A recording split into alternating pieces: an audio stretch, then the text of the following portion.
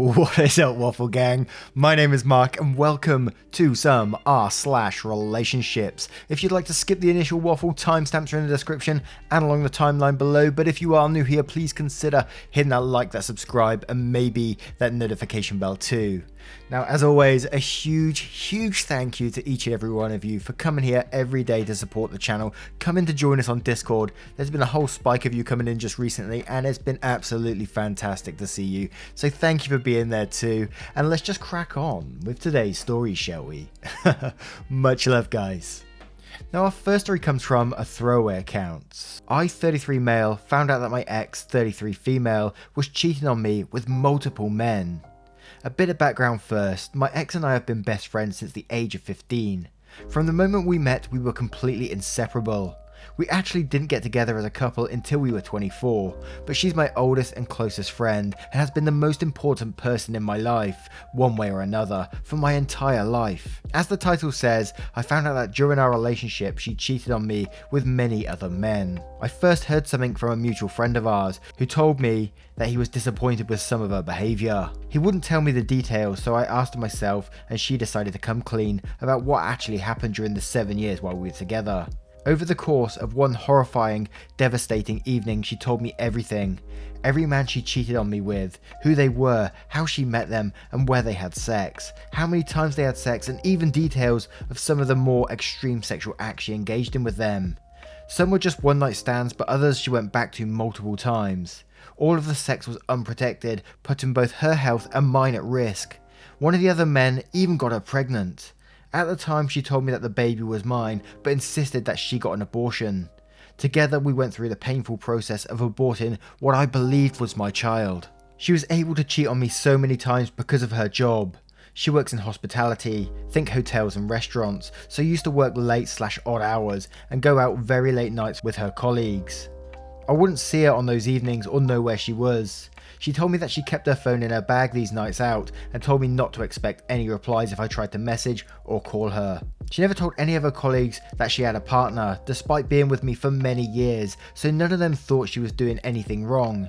In her own words, she wanted to have her cake and eat it, enjoy the singles life while also being in a serious long-term relationship with me.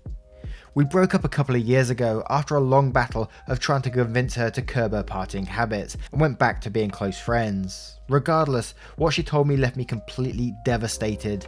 For the first week after she told me, I couldn't eat, I couldn't sleep, I couldn't concentrate on anything at all and would just burst into tears whenever I was alone. When I did sleep, my dreams were terrible nightmares of her engaging in some of those acts she described to me with other men. It was so incredibly painful to find out that she had done all of this, especially since I always told her that cheating was one thing in a relationship that I could never tolerate. It's now been many months since I found out, and I'm still really struggling. Only now do I feel able to even talk about this. I find myself filled with a deep, overwhelming sadness every single day. Thoughts of her are still the first thing on my mind when I wake up in the morning and last thing on my mind at night. If I don't have something to distract me during the day, thoughts of her will fill my head. Even though the relationship was already over when she told me, it now feels like the whole relationship was a lie. I've had those 7 years of my life taken from me and I've lost my best friend too. Thoughts about her and what she did still dominate my mind. They completely destroyed my confidence and are causing huge disruption in my job and in other personal relationships. Any comments or thoughts on how I can better cope with this situation would be much appreciated. Edits. Firstly, I just want to say a huge thank you to everyone who has taken the time to leave a message about this. I wasn't quite sure what the reaction would be, but I've been completely overwhelmed by how thoughtful, sympathetic, constructive and encouraging the replies have been. I've read every single comment and I'm going to try to reply to some more frequent suggestions and questions here. A few of you asked if I'm still speaking to her. The answer is no, not currently. We stayed in contact for a couple of months after she told me, but I found it too hard so we agreed to break contact and that I would contact her again if/when I felt able to. The past few months have shown me that I don't think this can happen. Regarding the suggestions that I've received, number 1, cut all contact with her. I'm working on it, we don't share any social media now, and I've treated myself to a new phone which will be completely free of her. 2. Get into therapy. Done. I've been in therapy for months now. My therapist has been great and definitely helped me get over the very worst of this. 3. Get checked for STDs. I did this the week I found out. I insisted that she got checked too. It turns out she hadn't checked herself the entire time we were together. Thankfully, both came back clean. 4. Get out and exercise and hit the gym.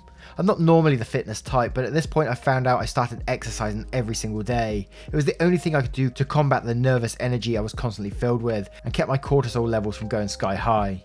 I've fallen out of the habit now somewhat, but I will get back into it. 5. Vent to people about this.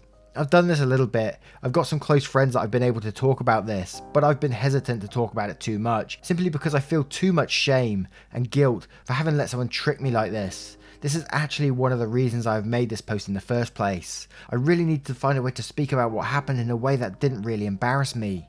6. See her for what she really is. Understand that the image of her that I built up in my mind and the person that she really is are two completely different people. I'm going to make sure that I keep this in mind. So thank you all again for your kind and supportive words. It's really helping me work through this, and I really appreciate it. I know OP asked what was going on, because they was curious to what happened because the friend was being really suspicious about it. But god damn, that girl really went to town and let him know everything, even what was going on during when they was having sex. I mean, why would you do that? Surely you must know. If I would never be in that position, but if I was in that position and I cheated on many people, you must know how much that's going to hurt someone, how much that's going to break their heart. And why would you tell them in that way? Why would you go into all the little sordid details? My word. OP must... well, yeah, they're going through therapy for this, so it just shows how much it's hurt them. That is someone that you just do not want any contact with. You're just going to see this person, regardless of therapy and everything. Every time you see this person, you're just going to see pictures of what she done to you in your past. That is bad history that you don't want keep coming back up. I don't want a part of that no more. Sod that shit. How can she treat someone she loved like that? That is ridiculous, man. Oh dear. Let's go to the comments below to see what they say. Master of Heart says cut contact with her permanently, block her on everything, don't look at her social media, do vent to friends, even if they're mutual friends if you need to, but don't give her another moment of your time. You had the unfortunate bad luck of meeting a demented individual who was devoid of empathy and personality responsibility. This is not a reflection on you or your future relationships. Therapy is an option if you need it. I do suggest you lean into new friendships and relationships so that you have new experiences besides what she did to you. Nilak says, go get therapy, she's a terrible person. And then Hero Danny quotes a section about when she told him everything and about the baby and telling OP it was his, and then says, dude, what the fuck? Listen, I know this shit is hard. I'm going through my own stuff too. That's left me in a bad place. But this girl that you fantasize about, the best friend since 15, the girl who you loved, all of that was a lie. The girl you built in your head is simply a fantasy. She doesn't exist. The girl that does exist is the cheating so-and-so who took your trust and destroyed it. She has horrible judgment, and if any guy knew her past and how she treated you, he would never want to be in a relationship with her. She's damaged and rotten to the core. She lost something so much greater than what you lost. She lost a guy who cared and loved for her and put her first and gave her trust and kept his promises. You lost a girl who cheated, lied, and broke your trust and your heart. She has by far the greatest loss in losing you, not the other way around. I'm by no means a professional, but the best advice I could give you, if you do want therapy, is to start lifting weights, buy a motorcycle, and go download OkCupid or Hinge, or whatever, and find yourself someone who is worthy of you. Good luck, man. I'm so sorry and my heart breaks for you. Here's a video from the Jocko podcast that helped me when I was in a similar situation. Now, I turn it to you guys. What do you think OP could do in this situation? What do you think they should do apart from obviously move on? Is there any other way they could help sort of rebuild themselves? Let me know what you guys think in the comments below. And our next story is from Mother Something Happened. My 30s male girlfriend, 26 female, talks to herself in a strange way. Is this cause for concern? She does this quite a lot, almost every day. Last night I heard this cat-like hiss, and then she whispered, "No, go to sleep." During the day when I was doing the dishes, she was on the couch and she said, "If you do that, then everyone will despise you. What a dumb idea." Sometimes she almost seems like she's having a dialogue up there, whispering, "No," and "but you must, and you know it." Strange shit like that. Sometimes it's downright weird shit like tuna, fish at the sea, and tapioca balls, major balls, that she says. I don't think she knows she does this, because when I asked her if she said anything, she says no. She doesn't have any mental health issues that I know of. She says she was diagnosed with autism as a kid, but I doubt she has that because she's pretty normal. She drops a lot of acid. I don't know if that can cause that behaviour. Now, I don't know too much about this one, but hopefully some comments are going to clear this one up. Optimistic Toaster says, another perspective, there is a chance it could be delayed echolalia, which is a behaviour consistent with autism. It's where words and phrases are repeated usually exactly the way they are heard, which could be from conversation, TV, radio, etc. If she does have any other autistic behaviours, it's probably unlikely, but the tuna fish of the sea line sounds like it's from a commercial. Best Driver in Van City says, lol, if you start out with, my girlfriend drops a lot of acid and talks to herself, I wouldn't have gone through the entire post thinking you were dating Schmeagol. It's not the autism, it's the LSD. Solitary Soul says, I hate this, but I have autism and I do weird shit like this compulsively, especially weird little sayings and telling myself off. I do it internally mostly, now that I'm an adult, but it can be hard. Sometimes if I don't say it aloud, it just repeats over and over, yelling in my head. It could mean that her anxiety is bad and that she's not coping at all. Also, drugs could be a big factor. Silver Moon Chan says, the casual mention of dropping acid. You had me really concerned right to that point. It's the drugs, dude. She should probably take a break from it. And Shallowish Puddle says, yeah, acid will fuck with someone's head if done regularly and often. She needs professional help. So what do you guys think? Do you think it could be the autism that's having a play here? Or do you think it is the acid? Let me know what you guys think in the comments below. And our next story is from a throwaway account. My friends all think I'm 29 female weird and they have been mean about it recently. I try so hard to be normal. What's wrong with me? Hi everyone, my friends, roughly all the same age as me, think I'm weird. I'm surprised whenever they say it. I try to be nice, I generally make at least one friend in each place I work, and without fail, every friend will bring it up casually, as though I should know that I'm weird.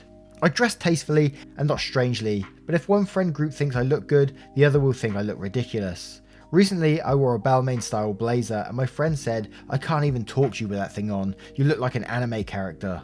Some other friends said that it looked great. I lived in Japan for 4 years and none of the other expats that I was friends with thought I was weird. I don't watch much anime, and if I do, I don't talk about it. I don't talk about Japan much either. I'm neither introverted nor extroverted. I like to chat and I like alone time. I like video games. I have monthly board game nights. I go out for drinks, I go out for coffee. Recently I got into running, but I've always tried to be more sporty. I struggle with my weight, but I'm not overweight. Like I said, I make at least one friend in my workplaces, and those friendships endure after one of us leaves. What is so strange about me? Why are they friends with me if they think I'm so weird? I just want to be normal. Actually, I want to be cool, but I'll settle for not weird. I think I'm cool sometimes, but then someone will bring me down to earth with a throwaway comment about how weird I am. Is there any way to know what makes me weird? Edit, it wasn't just the jacket comment, they also laughed at my shoes, black with small heels, an allergy I had developed, the small amount of food I ate, and my taste in music at karaoke, The Killers, Linkin Park and some pop songs. Some other stuff too, but I can't remember everything. Edit 2, I don't know why so many replies to this post have been downvoted. Everyone has written very kind and helpful comments. Thanks to you all. I had to read back at this, I thought, did I write this or something? This explained me. It's exactly me. I was like, I like alone time. I like a chat too. But I also like video games, have monthly board game nights, and I go out for drinks and go out for coffee. And I also go running too. And I'm like, what the hell? Is it me? Have I written this in my sleep or something? Unless I'm 29 female, obviously not, but... And to me, you're not a weird person. What even is weird? What is normal these days? What's a normal person? Because whatever it is, I don't want to be it. I like being me and I like doing what I do. So yeah, be exactly the same. Don't worry about what people think about you, about being weird and normal and social norms and that sort of stuff. You just do you. You just keep being a good person. And I can tell from this post, you're a great person. That sounds weird after I just said it sounds like me. But... You keep being you. But let's have a look at the comments. Just Obsolete says, you should say, you're allowed to think what you want about how I dress, but it hurts my feelings when you make comments like that. If you don't like my dress in the future, please simply keep it to yourself. I like how I dress, and that's what matters. Lamb Mustard says, you sound very likable and empathetic, and you haven't described anything that would make you weird. People are always going to say offhand stuff, whether they mean to be mean or not. But if it bothers you and you're getting a snarky vibe, ask them what they actually mean, and tell them how it makes you feel. E.g., I'm surprised to hear you say that. That makes me feel kind of embarrassed, and like you don't like my style. Is that what you meant? They will 100% backtrack. Sometimes people don't realise the impact of the stuff they say, but at least if you tell them it makes you uncomfortable, they have the option to respond by changing their behaviour. Also, normal doesn't exist. Everyone has secrets. Juicy ones. And Phoenix Fox says, I'm 42 years old and I've been weird all my life. I can't seem to hold on to friends either, and I've never been quite sure why I'm weird or what it is about me that's weird. It took up until a few years ago to accept my weirdness and own it.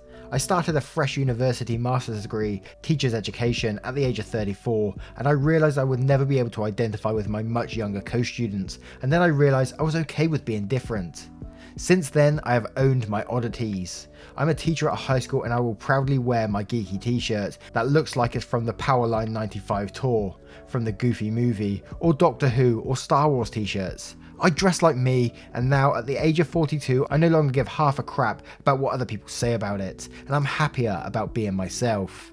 Edit, thank you kind stranger for my very first award. I'm not worthy, I'm not worthy.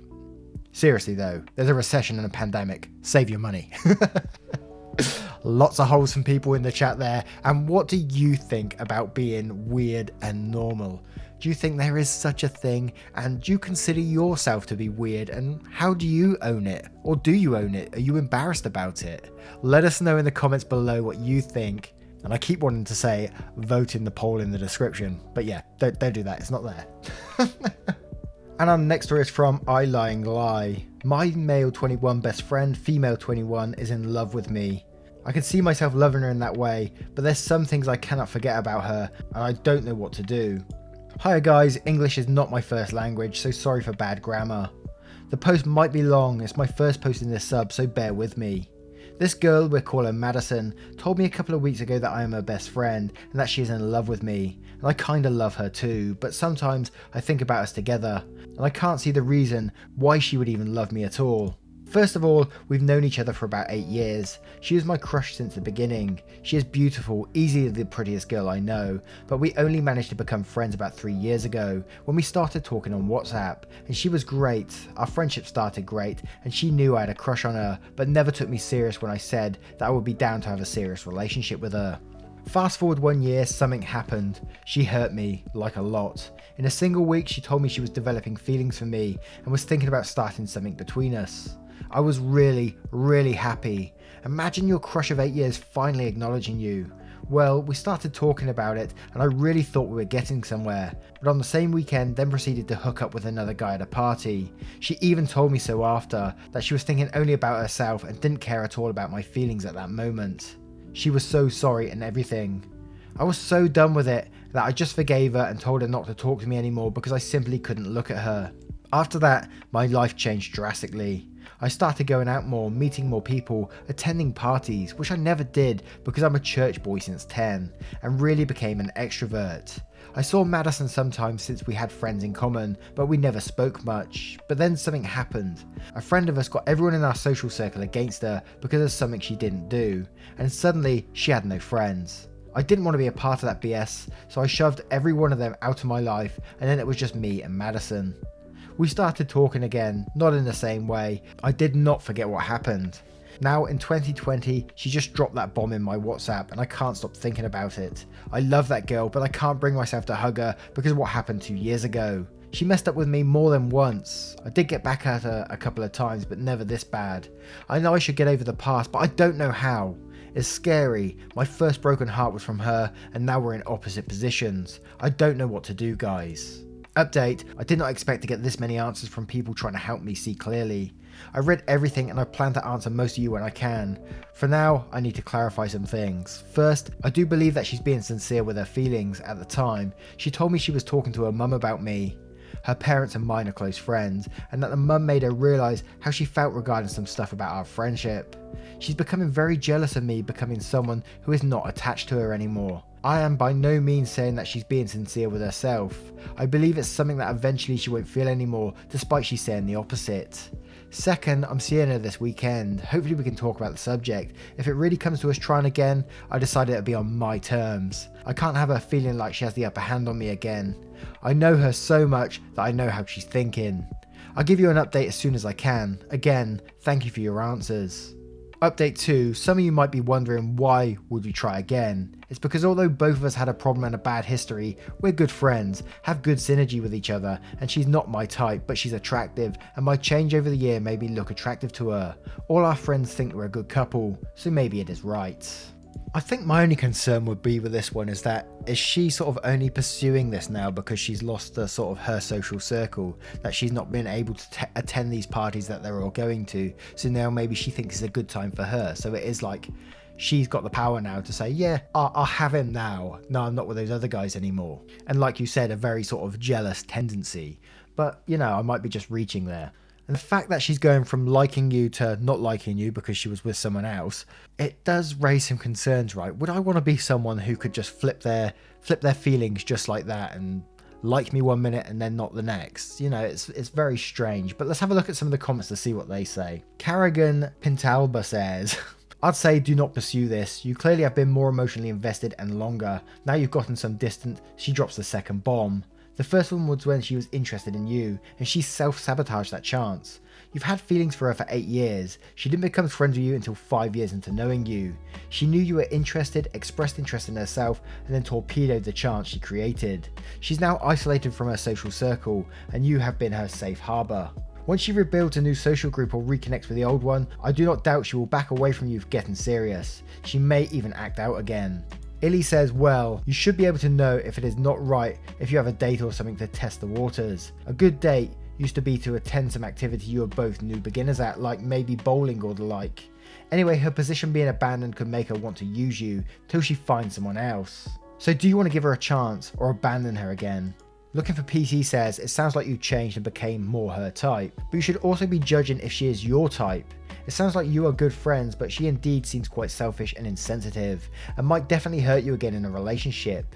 If you feel like that could be your type and you stop feeling bad for the past, you can go for it, but you should at least be ready emotionally and realise that if things don't work out with her, it doesn't reflect on your value as a person.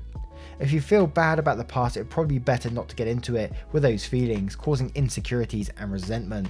Also, the crushes from such a young age are often mostly based on being around a person a lot. There is a huge possibility that she actually isn't your type much as you think, and you wouldn't do as well in a relationship as in a friendship.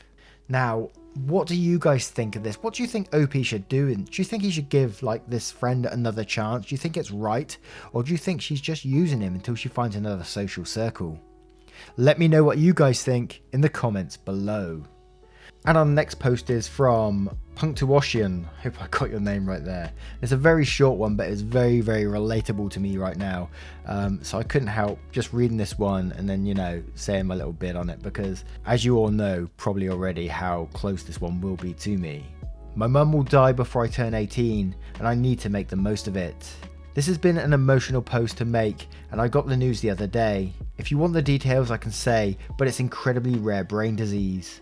My mum is very loving and incredibly nice person who has done so much for me, and I don't want to lose. I hope people here can help me make the most of her last few years. And you know, reading that, and I found myself in a very, very similar situation with both my mum and my dad when I found out about my dad's mesothelioma. And when I'm saying this, I'm not meaning to take away the light from this story, but as I said, it's very close to me, this story, in that my dad is going to die within probably the next 2-3 months, most likely.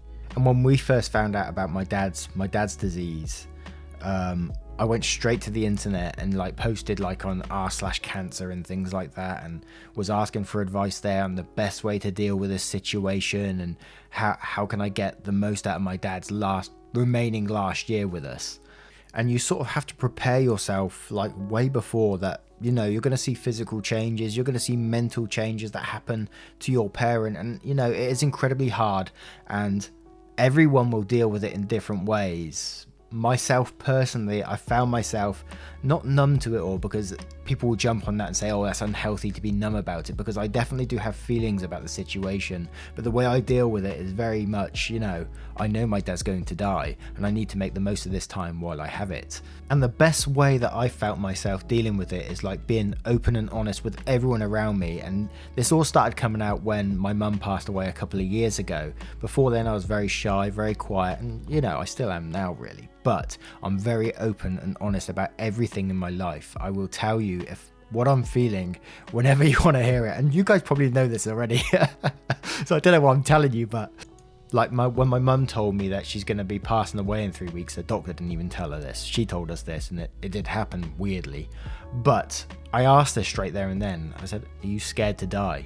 And, you know, we had an open and honest conversation about it. And it was really nice in some ways to have that conversation. And I think that's the best way to be. Talk to your mum about what she wants from her remaining time, if you can. I'm very pragmatic about what happens in life, you know. I know what's going to happen, and as I said before, we just need to make the most of what we've got left. And I know that's such in some ways, a shitty way of thinking about things, but you know, if it's going to happen, making the most of that time is very, very important. So take those photos when you want to. Like, we had a situation before where my dad said, because he has trouble walking at the minute, so we bought him a mobility scooter, and he told a nurse, he didn't tell us, he told a nurse that he wanted to go out on the scooter one last time round sort of the area he lives. That might be a bit premature because, you know, he can probably still do that now, but we took him out as a family. We all got together. We all decided to have a family photo in a place that we all love. And in some of our heads, it was going like, God, he must think that, you know, we're getting one last photo before he goes. But in some ways, you have to do that because you don't know what's around the corner. And one of my favorite things before my mum passed away was talking to her about her history, about her past, about her growing up. I never talked to her about that in my younger years, you know. Those last weeks that I had with her and talking to her about when she was growing up is a treasured memory of mine, and I absolutely love that. So yeah, with me waffling on and going on about, you know, my own stuff, my advice would be, you know, be open and honest. Ask her about her past, talk about her history, ask her to write down any recipes she has that you might want to carry on with your future family. And I'm sure she would appreciate that too. Talk to her about the events in her life, her marriage, anything like that. Get information about her illness and find out and be prepared for what might happen, how you can help it, how you can help with any of the symptoms of what might happen. I tell you, it all helps in the end, and I know it's incredibly tough, but also be kind to yourself. Don't let it drag you down. Be open, but don't let it drag you down. You're allowed to cry, you're allowed to do whatever you want, but really try to just make the most of it with all the talk and everything. And I know I've just talked rubbish for like the past few minutes. I'm not sure if it helps in any way. Just remember, you're not alone. There's a lot of support out there to help you. Now, what do you guys think of these stories? I hope you have enjoyed them. I thought we'd try some relationship advice because it's been a little while since we've done that. But just to say, I appreciate you guys being here once again, for listening to me talk rubbish most of the time.